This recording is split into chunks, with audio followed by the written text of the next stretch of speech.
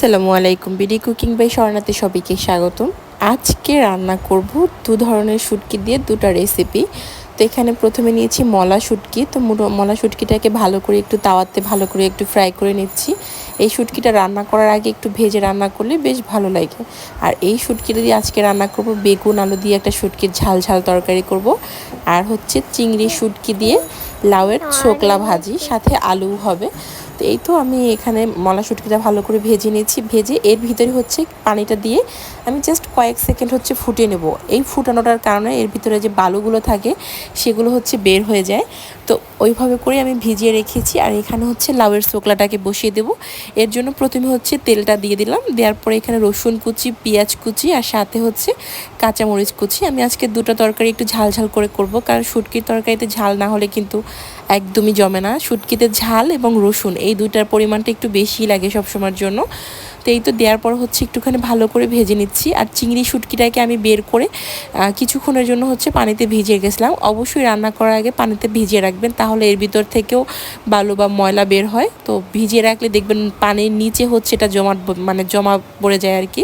তো এই তো চিংড়ি শুটকিটাকে ভালো করে ধুয়ে পরিষ্কার করে নিয়েছি, সেটা হচ্ছে এখানে দিয়ে দিলাম। দিয়ে এটাকে জাস্ট কিছুক্ষণ হচ্ছে ভেজে নেব। যখন ভাজার পরে একটা শুটকি থেকে একটা স্মেল চলে আসবে, তখন হচ্ছে এর ভিতরে পরিমাণ মতো পানি দিয়ে দিলাম কষানোর জন্য আর কি, যেটাকে বলে ভুনার জন্য। আমি এখানে মশলার মধ্যে শুধুমাত্র লবণ, হলুদ আর হচ্ছে মরিচ দেব, আর কোনো কিছু না। শুটকিতে সবসময় লবণ, মরিচ, হলুদই দেওয়ার চেষ্টা করবেন। এর বাইরে অন্য কোনো মশলা দিবেন না, তাহলে শুটকির যে একটা টেস্ট সেটা আপনারা পাবেন না কখনো। এই তো। আর এখানে ঝালের পরিমাণটা একটু কমিয়ে দিয়েছি, যেহেতু কাঁচামরিচের পরিমাণটা একটু বেশি দিয়েছি তাই। এখন হচ্ছে এটাকে ঢাকনা দিয়ে কিছুক্ষণের জন্য হচ্ছে কষিয়ে নেবে, যাতে কাঁচা গন্ধটা চলে যায় হলুদ মরিচের আর কি। তো এই তো সুন্দর করে কষানো হয়ে গেছে। এখন হচ্ছে এখানে আরও কিছুটা পরিমাণে পানি দিয়ে দিলাম। এখানে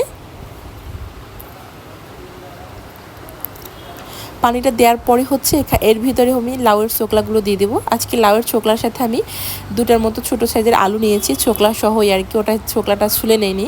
তো দেওয়ার পরে হচ্ছে এর ভিতরে নেড়ে একটুখানি ঢাকনা দিয়ে রেখে দেবো। পানিটা দেওয়ার কারণ হচ্ছে পানিটা দিতে লাউয়ের চোকলাটা ভালো করে সিদ্ধ হবে এবং নরম নরম হয়ে যাবে, বেশ ভালো লাগে আর কি খেতে। আপনারা এভাবে করে করে দেখবেন। লাউ নিয়ে আসলে লাউ তো রান্না করে খাবেনই, তার সাথে চোকলাও এভাবে। আমি তো আজকে চিংড়ি শুটকি দিয়ে করেছি, আপনারা চাইলে শুধুমাত্র এমনিও ভাজি করতে পারেন, সেটাও বেশ মজা লাগে। তেলের পরিমাণটা একটু বেশি দিয়ে করবেন। তো এই তো একটুখানি পরপর হচ্ছে ঢাকনা দিয়ে এটাকে আমি অন্য চুলাতে বসিয়ে দিলাম। আর এখানে আমি মলা শুটকির তরকারিটা বসিয়ে দিচ্ছি। প্রথমে হচ্ছে এখানে তেল দিয়ে পেঁয়াজ, রসুন আর হচ্ছে 2 থেকে 3টার মতো কাঁচামরিচ কুচি দিলাম। দেওয়ার পরে এটাকে একটু ভালো করে ভেজে নেব। আর এর সাথে হচ্ছে আমি মলা শুটকিটাকে দিয়ে দিলাম ভালো করে ভেজে নেওয়ার জন্য। আর মলা শুটকিটা দেখতে পাচ্ছেন কতটা পরিষ্কার হয়েছে। এটা কিন্তু যখন ভাজছিলাম তখন কিন্তু একটু কালচে কালচে ছিল, গরম পানি দেওয়ার কারণে এটার ভিতরে একদম ময়লা ভালো করে পরিষ্কার হয়ে যায়। তো এই তো এটাকে সুন্দর করে একটু ভেজে নিয়েছি। এখন হচ্ছে পরিমাণ মতো পানি দিয়ে দিলাম। দেওয়ার পরে এখানেও হচ্ছে 3টা মশলা, একটা হচ্ছে হলুদ, লবণ আর মরিচ। হলুদের পরিমাণটা খুবই সামান্য, কারণ বেগুনের পরিমাণটা আজকে একটু কম দিয়েছি, মানে অল্প অল্প করে রান্না করছি দুটো তরকারি। তো এই তো হলুদ দিয়ে দিলাম 1/2 চা চামচের মতো। আর হচ্ছে মরিচের পরিমাণ অনেকটা বেশি, কারণ এটা ঝাল ঝাল খেতে ভালো লাগে। একটু ভালো করে নেড়ে এটাকে ঢাকনা দিয়ে ভালো করে কষিয়ে নেব। আমি প্রথমে 2বার কষিয়ে তারপর হচ্ছে বেগুনগুলোকে দেবো আজকে। তো এই তো আরও কিছুটা মরিচ দিয়ে দিলাম। মরিচের পরিমাণটা একটু কম হয়েছিল আমার কাছে মনে হলো। তো এখন হচ্ছে ঢাকনা দিয়ে এটাকে ভালো করে কষিয়ে নিতে হবে। তো এই তো দেখতে পাচ্ছেন উপরে তেল চলে আসছে আর মশলাটা সুন্দর করে মানে কষানো হয়ে গেছে। এই পর্যায়ে হচ্ছে আরও কিছুটা পানি দিয়ে এটাকে ভালো করে আরও কিছুক্ষণের জন্য কষিয়ে নেব। আপনারা এই পর্যায়ে চাইলে বেগুনটাও দিতে পারেন। আজকে বেগুনটা রান্না করব হচ্ছে মানে ভাঙবেন আর কি, সেরকম আস্তে আস্তেই থাকবে। তো বেগুনটা আমি কেটেছি কিভাবে সেটা দেখতে পাচ্ছেন, একটু লম্বা লম্বা করে কেটেছি, সাথে আলুগুলোকে হচ্ছে একটু লম্বা করে কেটে দিয়েছি। তো দেওয়ার পরে এই তো ভালো করে মশলার সাথে মিশিয়ে নিচ্ছি। মিশিয়ে এটাকে হচ্ছে ঢাকনা দিয়ে কিছুক্ষণের জন্য কষিয়ে নেব। এই তো এখন হচ্ছে ঢাকনা খুলে এটাকে ভালো করে নেড়ে নেব। আর এটা ভালো করে কষানো হয়ে গেছে। এই পর্যায়ে আলুগুলোকে সিদ্ধ করার জন্য আমি এর সাথে আরও সামান্য পরিমাণে পানি দেব, একদম বেশি না।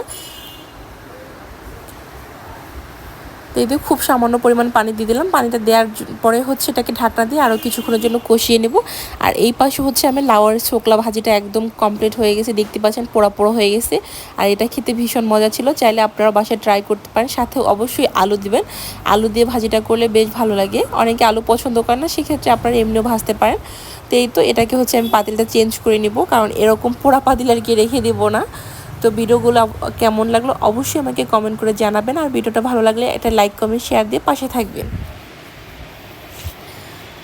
আর এই পাশে হচ্ছে আমার বেগুনের একদম ঝোলটা পুরোপুরি টেনে গেছে। আমি এই পর্যায়ে হচ্ছে চুলার আঁচটা কমিয়ে আলুগুলোকে ভালো করে একটু সিদ্ধ করে নেব। বেগুনটা কিন্তু একদম গলে গেছে, এই পর্যায়ে অত বেশি নাড়ানাড়ি করা যাবে না, তাহলে একদম বেগুনগুলো ভর্তার মতো হয়ে যাবে। আর এই হচ্ছে লাস্ট ফিনিশিং। আমি একদম পোড়া পোড়া করে নিয়েছি, কোনো প্রকার ঝোল রাখিনি। আর এটা খেতে ভীষণ মজা লাগে, যারা শুটকি পছন্দ করেন তাদেরকে বলবো। আর আমার একটু আলুর পরিমাণটা বেশি দিয়েছি, আলুটা খেতে ভালো লাগে, এর জন্য আপনারা আলুটা কমিয়ে দিতে পারেন। ধন্যবাদ সবাইকে ভিডিওটা এত ধৈর্য ধরে দেখার জন্য। আল্লাহ হাফেজ।